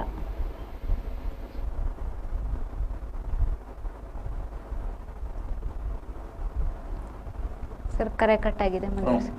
ಆಯ್ತಲ್ಲ, ಮಂಗಳೂರು ಬೆಂಗಳೂರು ರಾಷ್ಟ್ರೀಯ ಹೆದ್ದಾರಿ ಆಗಿತ್ತು. ಅದು ಏನಾಗಿತ್ತು ಅಂದ್ರೆ PW ರಸ್ತೆಯ ಮಾದರಿಯಲ್ಲೇ ಇತ್ತು, ಅದೇನು ಡೆವಲಪ್ ಆಗಿರ್ಲಿಲ್ಲ. ಅದರ ನಂತರ ಪೂಜಾರಿ ಅವರ ಕಾಲದಲ್ಲಿ ಅದು ಮೇಲ್ದರ್ಜೆಗೆ ಏರಿತ್ತು. ಪಾಣೆಮಂಗಳೂರಿನಲ್ಲಿ ಹೊಸ ಸೇತುವೆ ನಿರ್ಮಾಣದ ಕನಸನ್ನು ಕಂಡ್ರು, ಅಡಿಗಲ್ಲು ಹಾಕಿದ್ರು, ಅದರ ಕೆಲಸಗಳು ಆರಂಭವಾಯಿತು. ಈ ರೀತಿಯಾಗಿ ಬೇರೆ ಬೇರೆ ರೂಪದಲ್ಲಿ ಪೂಜಾರಿ ಅವರ ಕೊಡುಗೆ ಇಲ್ಲಿ ಇದೆ. Mangaluru Bengaluru metre gauge rail ಇದ್ದದ್ದು ಬ್ರಾಡ್ ಗೇಜ್ಗೆ ಕನ್ವರ್ಟ್ ಆಯ್ತು. ಅದರ ನಂತರದ ದಿನಗಳಲ್ಲಿ ಕೊಂಕಣ ರೈಲ್ವೆ ಬರುವಂತ ಸಂದರ್ಭದಲ್ಲಿ ಪೂಜಾರಿ ಅವರ ಕೊಡುಗೆ ಇದೆ. ಅದರಿಂದಾಗಿ ಒಟ್ಟಾರೆಯಾಗಿ ಜಿಲ್ಲೆಯ ಅಭಿವೃದ್ಧಿ ದೃಷ್ಟಿಯಲ್ಲಿ ಏನು ಒಂದು ಕಾಲದಲ್ಲಿ ನಿಂತ ನೀರಾಗಿತ್ತ ಅದು ಚಲನೆ ಮಾಡುವ ರೀತಿಯಲ್ಲಿ ಆದದ್ದು ಪೂಜಾರಿ ಅವರ ಕಾಲದಲ್ಲಿ. ಅದರಲ್ಲಿ ಎರಡು ಮಾತಿಲ್ಲ. ನೀವು ಕೇವಲ ಒಂದು ಪೂಜಾರಿ ಅವರನ್ನು ಸಾಲ ಮೇಳ ಅಂತ ಹೇಳಿ ನೀವು ಗುರುತಿಸುವುದಲ್ಲ. ಸಾಲ ಮೇಳದಿಂದ ಆದಂತಹ ಪ್ರಯೋಜನಗಳು ಏನು, ಜನಸಾಮಾನ್ಯರು ಬ್ಯಾಂಕಿನ ಬಾಗಿಲಿಗೆ ಹೋಗುವಂತಹ ಪರಿಸ್ಥಿತಿಯನ್ನು ನಿರ್ಮಾಣ ಮಾಡಿದವರು ಯಾರು, ಇದು ಎಲ್ಲವನ್ನು ನೋಡಿದ್ರೆ ಪೂಜಾರಿ ಅವರ ದೂರದೃಷ್ಟಿತ್ವ ಇತ್ತು. ಒಬ್ಬ ಬಡವನು ಬ್ಯಾಂಕಿಗೆ ಹೋಗಿ ವ್ಯವಹಾರ ಮಾಡುವಂತ ಮಟ್ಟಕ್ಕೆ ಬೆಳೆದ.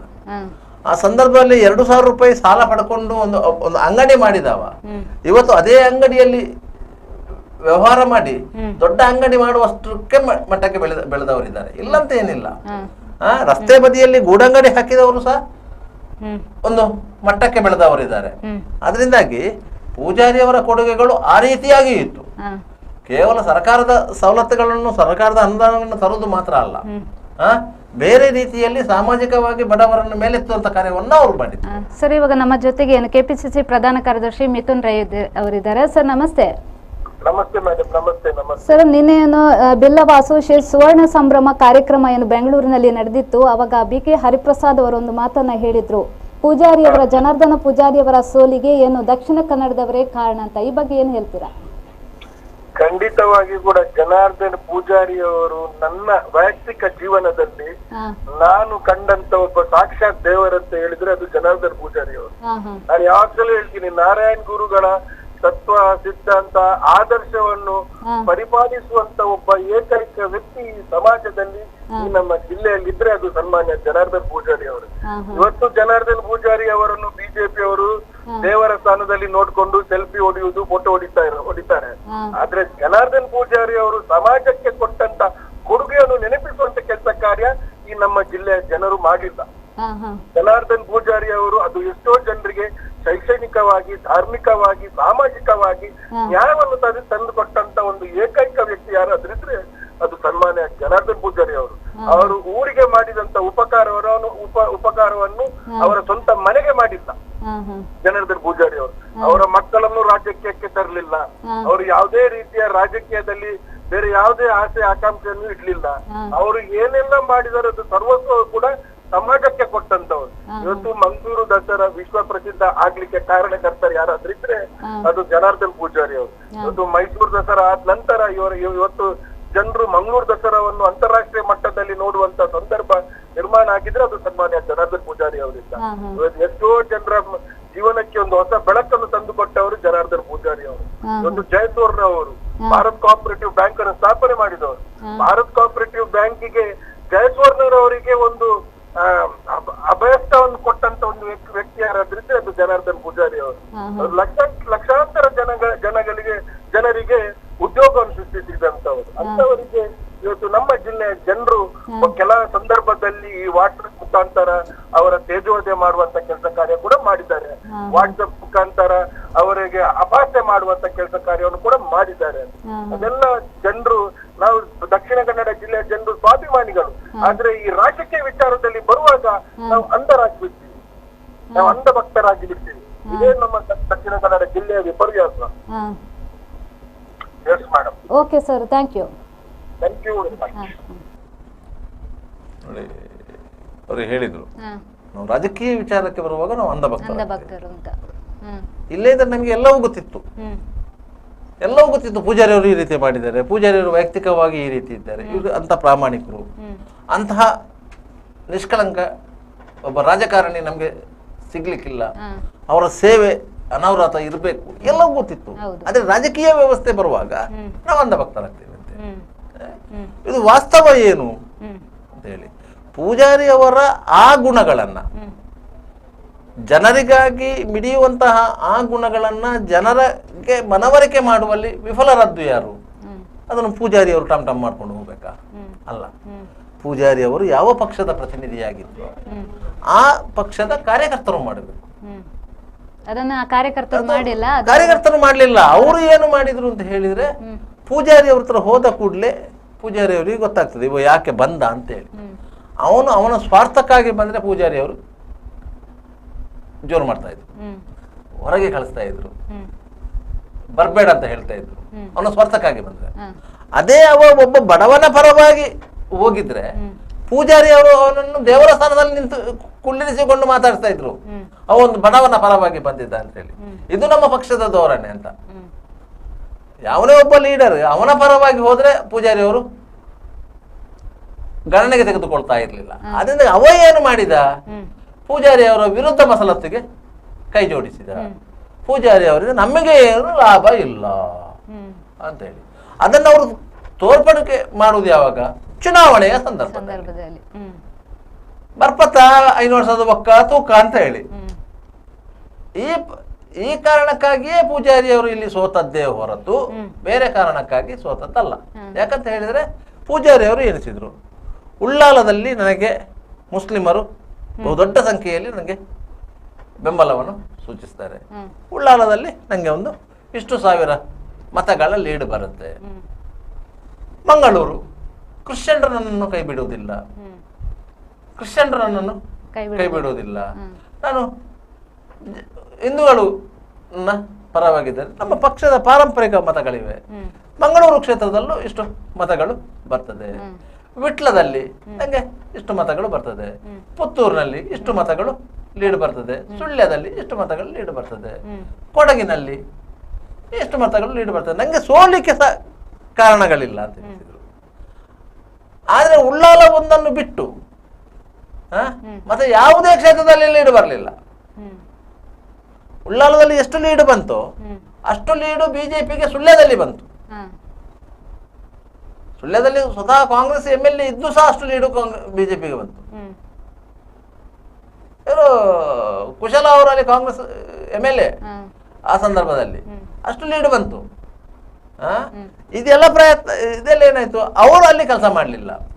ಸ್ಥಳೀಯ MLAಗಳು, ಸ್ಥಳೀಯ ಸಂಸ್ಥೆಗಳ ಚುನಾಯಿತ ಪ್ರತಿನಿಧಿಗಳು, ಸ್ಥಳೀಯವಾಗಿ ಕಾಂಗ್ರೆಸ್ ಮುಖಂಡರುಗಳು ಇವರು ಪಕ್ಷದ ಪರವಾಗಿ ಕೆಲಸ ಮಾಡದೇ ಇದ್ದುದರಿಂದ ಪೂಜಾರಿ ಅವರು ಸೋಲಿಗೆ ಕಾರಣ ಆಯ್ತು. 91ರ ಸೋಲಿಗೆ ಪೂಜಾರಿ ಅವರ ಸೋಲಿಗೆ ಕಾರಣ ಅದು. ಅದೇ ಸಂದರ್ಭದಲ್ಲಿ ಆಸ್ಕರ್ ಫರ್ನಾಂಡಿಸ್ ಅವರು IM ಜಾರ್ಮನ್ ಶೆಟ್ಟಿ ಸೋಲ್ತಾ ಇದ್ರು. ಅವರ ಪುಣ್ಯಕ್ಕೆ ಏನಾಯ್ತು ಅಂತ ಹೇಳಿದರೆ ರಾಜೀವ್ ಗಾಂಧಿ ಅವರ ಅಸಾಸಿನೇಷನ್ ಆಯ್ತು. ಅದರಿಂದಾಗಿ ಆ ಅನುಕಂಪ ಅಲೆಯಲ್ಲಿ ಅವರು ತೇಲಿ ಹೋದ್ರು, ಗೆದ್ರು. ಅದೇ 96ರ ಎಲೆಕ್ಷನ್ ಅಲ್ಲಿ ಅದೇ IM ಜಾರ್ಮನ್ ಶೆಟ್ಟಿ ಎದುರಲ್ಲಿ ಸೋಲಿಲ್ವ ಅವರು, ಸೋತ್ರು. ಅದರ ನಂತರ ಅವರು ಚುನಾವಣೆಗೆ ಸ್ಪರ್ಧೆ ಮಾಡಲೇ ಇಲ್ಲ, ಮತ್ತೊಮ್ಮೆ ರಾಜ್ಯಸಭೆಗೆ ಆಯ್ಕೆ ಆದ್ರೆ ಹೊರತು. ಜನಾರ್ದನ ಪೂಜಾರಿ ಸೋತು ರಾಜ್ಯಸಭೆಗೆ ಆಯ್ಕೆ ಆದರು ಕರ್ನಾಟಕ ವಿಧಾನಸಭೆಯಿಂದ. ಆದ್ರೂ ಅವರಿಗೆ ನಾನು ಸಾರ್ವಜನಿಕವಾಗಿ ಜನರ ಮತಗಳಿಂದಲೇ ಆಯ್ಕೆ ಆಗಬೇಕು ಎನ್ನುವಂತ ತುಡಿತ ಇತ್ತು. ಆ ಸಂದರ್ಭದಲ್ಲಿ ಪೂಜಾರಿ ಅವರು ಒಂದು ರಾಜಕೀಯ ಪ್ರಬುದ್ಧತೆಯನ್ನು ಮೆರೀತಾ ಇದ್ರೆ, ಇನ್ನೊಬ್ಬರಿಗೆ ಅವಕಾಶ ಮಾಡಿ ಕೊಡ್ತಾ ಇದ್ರೆ, ಅವ್ರು ಹೇಗೂ ರಾಜ್ಯಸಭಾ ಸದಸ್ಯರಾಗಿದ್ರು, ಇನ್ನೊಬ್ಬರಿಗೆ ಅವಕಾಶ ಮಾಡಿಕೊಟ್ಟು ಅವರನ್ನು ಗೆಲ್ಲಿಸುವಂತ ಪ್ರಯತ್ನ ಮಾಡ್ತಾ ಇದ್ರೆ ಪೂಜಾರಿ ಅವರ ರಾಜಕೀಯವನ್ನು ಯಾರು ಅಲ್ಲಗೆಲ್ಲಲಿಕ್ಕೆ ಸಾಧ್ಯ ಆಗ್ತಾ ಇರಲಿಲ್ಲ. ಅಂದ್ರೆ ಪೂಜಾರಿ ಅವರಿಗೆ ಏನಿತ್ತು, ನನ್ನನ್ನು ಸೋಲಿಸಿದ ಜನರೇ ನನ್ನನ್ನು ಗೆಲ್ಲಿಸ್ತಾರೆ ಎನ್ನುವಂತ ವಿಶ್ವಾಸ ಇತ್ತು.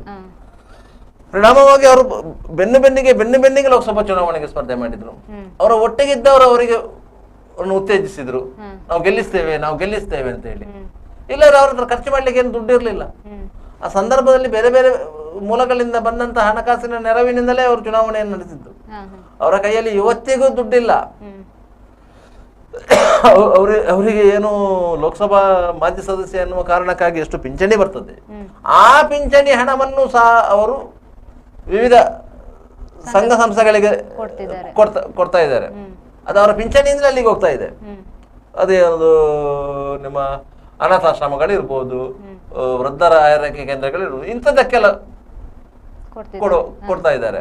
ಅಂದ್ರೆ ಕುದ್ರೋಳಿ ಗೋಕರ್ಣನಾಥ್ ದೇವಸ್ಥಾನವನ್ನು ಆ ರೀತಿಯಾಗಿ ನವೀಕರಣ ಮಾಡಿಸಿದ್ರು. ಸಾಮಾಜಿಕ ಕ್ರಾಂತಿಯನ್ನು ಮಾಡಿದ್ರು. ವಿಧೇಯವರಿಂದ ಪೂಜೆ ಮಾಡಿಸುವಂತಹ ಒಂದು ಕ್ರಾಂತಿ ಮಾಡಿದ್ರು. ಇದನ್ನೆಲ್ಲ ಜನ ಅರ್ಥ ಮಾಡ್ಕೊಳ್ಳಿಲ್ಲ. ನಮಗೆ ಒಬ್ಬ ಇಂಥ ಲೀಡರ್ ಬೇಕು ಎನ್ನುವುದನ್ನು ಜನ ಅರ್ಥ ಮಾಡ್ಕೊಳ್ಳಿಲ್ಲ. ಆದ್ರಿಂದಾಗಿ ಪೂಜಾರಿ ಅವರು ಚುನಾವಣಾ ರಾಜಕೀಯದಲ್ಲಿ ಸೋತರು. ಜನರು ಅರ್ಥ ಮಾಡ್ಕೊಳ್ಬೇಕಿತ್ತು, ನಾವು ಎಂತವರನ್ನು ಆಯ್ಕೆ ಮಾಡಬೇಕಿತ್ತು ಅಂತ. ಆದ್ರಿಂದಾಗಿ ಪೂಜಾರಿ ಅವರು ಸೋಲಿಕ್ಕೆ ಮುಖ್ಯ ಕಾರಣ ಏನು ಅಂತ ಹೇಳಿದ್ರೆ ಆ ಕಾಂಗ್ರೆಸ್ ಪಕ್ಷದ ಒಳಜಗಳವೇ ಹೊರತು ಬೇರೆ ಏನಲ್ಲ. ಯಾಕಂತ ಹೇಳಿದ್ರೆ ಪೂಜಾರಿ ಅವರು ಯಾವುದೇ ಕಾಂಗ್ರೆಸ್ ಪಕ್ಷದ ನಾಯಕರನ್ನ ಓಲೈಕೆ ಮಾಡುವಂತ ಪ್ರವೃತ್ತಿಯವರು ಅಲ್ಲ. ಒಬ್ಬ ನಾಯಕರನ್ನ ಅವರು ಓಲೈಕೆ ಮಾಡ್ತಾ ಇರಲಿಲ್ಲ, ರಾಜ್ಯ ಮಟ್ಟದ ನಾಯಕರುಗಳನ್ನ ಅವರು ಓಲೈಕೆ ಮಾಡ್ತಾ ಇರಲಿಲ್ಲ. ಅವ್ರದ್ದು ಏನಿದ್ರು ನಿಷ್ಠೆ ಹೈಕಮಾಂಡಿಗೆ ಮಾತ್ರ ಇತ್ತು. ಆದ್ದರಿಂದಾಗಿ ಅವರು ಅದೇ ರೀತಿಯಲ್ಲಿ ಮುಂದುವರೆದರು. ನರಸಿಂಹರಾವ್ ಅವರು ಪ್ರಧಾನಿಯಾಗಿದ್ದಂಥ ಸಂದರ್ಭದಲ್ಲಿ AICC ಜನರಲ್ ಸೆಕ್ರೆಟರಿ ಆಗಿ ಪೂಜಾರಿಗೆ ಅಷ್ಟು ದೊಡ್ಡ ಹಿಡಿತ ಇತ್ತು. ಅವರು ಕರ್ನಾಟಕದ ರಾಜ್ಯದ ಮುಖ್ಯಮಂತ್ರಿಯೂ ಆಗ್ಬೋದಿತ್ತು, ಅವಕಾಶಗಳು ಇತ್ತು. ಅವರು ಒಪ್ಪಲಿಲ್ಲ. ಜನರಿಂದ ಆಯ್ಕೆ ಆಗದೆ ನಾನು ಅಂತ ಸ್ಥಾನಕ್ಕೆ ಬರುವುದಿಲ್ಲ ಅಂತ ಹೇಳಿ ಇಂಥ ಅಪರೂಪದ ರಾಜಕಾರಣಿಯನ್ನು ನಾವು ನೋಡ್ಲಿಕ್ಕೆ ಸಾಧ್ಯನೇ ಇಲ್ಲ ಈ ರಾಜಕೀಯದಲ್ಲಿ. ಅಂತ ಅಪರೂಪದ ರಾಜಕಾರಣಿ. ಅದರಿಂದಾಗಿ BK ಹರಿಪ್ರಸಾದ್ ಅವರು ಅತ್ಯಂತ ನೋವಿನಿಂದ ಹೇಳಿದಂಥ ಮಾತು. ದಕ್ಷಿಣ ಕನ್ನಡ ಜಿಲ್ಲೆ ಜನ ಅಷ್ಟು ಪ್ರಬುದ್ಧರು, ಆದರೆ ಅವರು ಅಂತ ಒಂದು ರಾಜಕಾರಣಿಯನ್ನ ಸೋಲಿಸಿದ್ದಾರೆ ಅಂತೇಳಿ. ಯಾಕಂದ್ರೆ ಅದರಲ್ಲಿ ದೊಡ್ಡ ಪಾತ್ರ ಯಾರ್ದು? ದಕ್ಷಿಣ ಕನ್ನಡ ಜಿಲ್ಲೆಯಲ್ಲಿ ಅತ್ಯಂತ ಹೆಚ್ಚಿನ ಸಂಖ್ಯೆಯಲ್ಲಿರುವಂತ ಬಿಲ್ಲವರದ್ದೇ. ಅದರಿಂದಲೇ ಆ ಸಭೆಯಲ್ಲಿ ಆ ಮಾತು ಬಂದದ್ದು. ಬೇರೆ ಸಭೆಯಲ್ಲಾದ್ರೆ ಆ ಮಾತು ಬರ್ತಾ ಇರಲಿಲ್ಲ. ಬಿಲ್ಲವರ ಅಸೋಸಿಯೇಷನ್ನ ಸುವರ್ಣ ಮಹೋತ್ಸವ ಸಂದರ್ಭದಲ್ಲಿ ಎಲ್ಲ ಬಿಲ್ಲವ ನಾಯಕರುಗಳು ಮತ್ತು ಬಿಲ್ಲವ ಸಮಾಜ ಬಾಂಧವರು ಇದ್ದಂಥ ಸಂದರ್ಭದಲ್ಲಿ ಅವರು ಅದನ್ನು ಹೇಳಿದ್ದು. ಯಾಕಂದ್ರೆ ಇಲ್ಲಿ ಬಿಲ್ಲವರು ಒಟ್ಟಾಗಿ ಸೇರಲಿಲ್ಲ ಅಂತೇಳಿ. ಹಾಗಂತೇಳಿ ಒಂದು ಸಮುದಾಯವನ್ನು ಒಂದು ರಾಜಕೀಯ ಪಕ್ಷವಾಗಿ ನೋಡುವುದು ರಾಜಕೀಯ ವ್ಯವಸ್ಥೆಯಲ್ಲಿ ತಪ್ಪು. ಸಮುದಾಯವನ್ನ ರಾಜಕೀಯ ವ್ಯವಸ್ಥೆಯಲ್ಲಿ ನೋಡುವುದು ತಪ್ಪು. ಯಾಕಂದ್ರೆ ನಾವು ಜಾತ್ಯತೀತ ಭಾರತ ಅಂತ ಹೇಳ್ತೇವೆ, ಅದು ಜಾತೀತ ಭಾರತ ಆಗ್ತದೆ. ಜಾತ್ಯತೀತ ಒಂದು ಜಾತಿಗೆ ಸೀಮಿತವಲ್ಲ ಅಂತ ಹೇಳಿ, ಒಂದು ಧರ್ಮಕ್ಕೆ ಸೀಮಿತ ಅಲ್ಲ, ಒಂದು ಕುಟುಂಬ ವ್ಯವಸ್ಥೆಯಲ್ಲಿ ಇರುವಂತಹ ರಾಜಕೀಯ ವ್ಯವಸ್ಥೆ. ಅದರಿಂದಾಗಿ ಆ ನೋವು ಅವರ ಖಾಸಗಿ ನೋವು, ಅದನ್ನು ಸ್ಪಷ್ಟವಾಗಿ ಹೇಳಿ ಸಭೆಯಲ್ಲಿ. ಸರ್, ಇವೆಷ್ಟು ಮಾಹಿತಿ ನೀಡಿದ ನಿಮಗೆ ಧನ್ಯವಾದಗಳು. ಇದಾಗಿತ್ತು ಈ ಹೊತ್ತಿನ ಸುದ್ದಿಗೊಂದು ಗುದ್ದು. ನಿರಂತರ ಸುದ್ದಿ, ಮಾಹಿತಿ, ಮನೋರಂಜನೆಗಾಗಿ ನೋಡ್ತಾ ಇರಿ V4 news.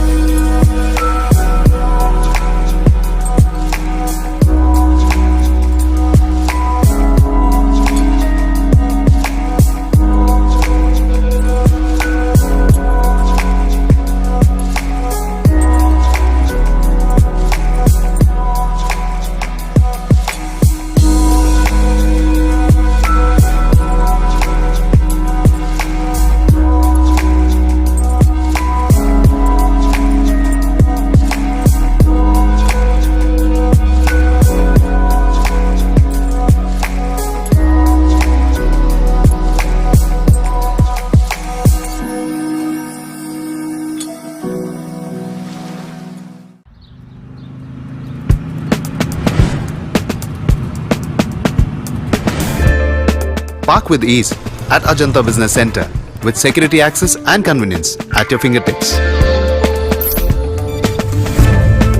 Step into a welcoming lobby where a warm smile greets you and your clients. With top-tier amenities, Ajanta set the stage for our success, leading us to Ashoka Business Center as a next upgrade. Invest in workspaces managed by Vortex. Invest Smart. Invest in Mangaluru. The Father Mullah Charitable Institutions, the most modern linear accelerator, only one of its kind in this region for specific burning of cancer cells.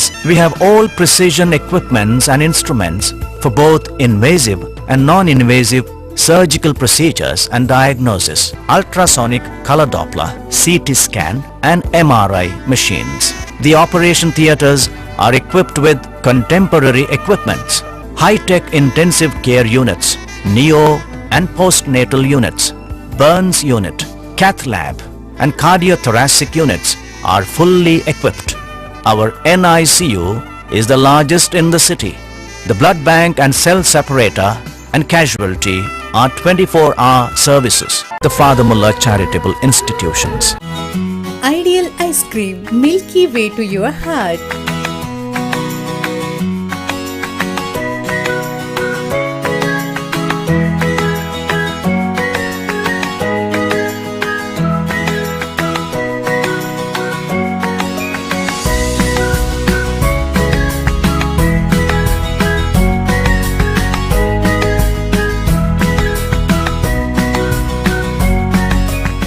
Enveloped with a variety of fruits and flavored with rich crunch and chips. They treat your taste buds.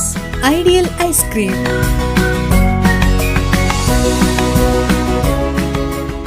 B. Devdas Ganpati Pai Enterprises. All kinds of quality and attractive material available at one place. Biggest showroom in Mangalore city. Admired by public at large. The showroom of your choice. B. Devdas Ganpati Pai Enterprises. Near New Chitra Talkies, Mangalore. AJ Hospital and Research Center is a leading advanced tertiary healthcare center of India, serving the coastal citizens and spreading good health across the sea line. AJ Hospital and Research Center is a specialized Medicare center providing service to more than 30 major medical disciplines, embracing new technologies to offer high-level healthcare that matches the best in the country. Our technical and medical expertise include foremost services in cadaveric organ retrieval, drug-eluting stent placement, pediatric lab nephrectomy, ambulance services, dermatology, ENT, nephrology and many more. AJ Hospital and Research Center, Kuntikana, Mangaluru. Call 222-5533. Vasudeva Stores, store for your inner needs. Visit us to find trendy innerwear from major brands.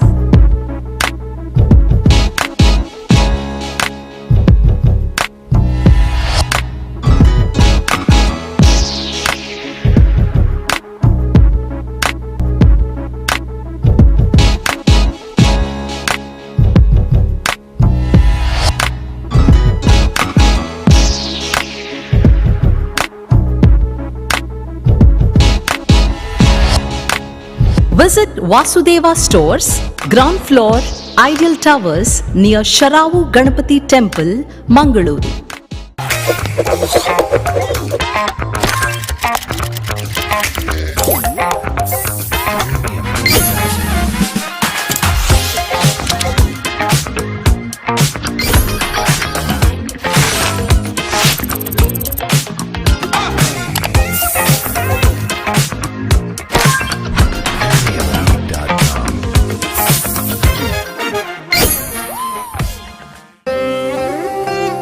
ನನ್ನ ಬಾಲ್ಯ ಅಮೂಲ್ಯ ನೆನಪುಗಳಿಂದ ತುಂಬಿತ್ತು. ಸಮಯದ ಸವಾಲನ್ನು ಎದುರಿಸಿ ನಿಂತ ಪರಂಪರೆ.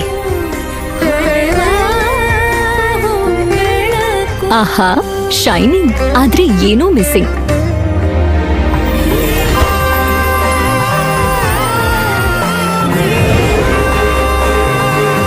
ಶತಮಾನದ ವಾರಸುದಾರಿಕೆಯ ಹೊಸ ಮುಖ ಭೀಮಾ. ಬದಲಾವಣೆ ಹೊಳೆಯುತ್ತಿದೆ.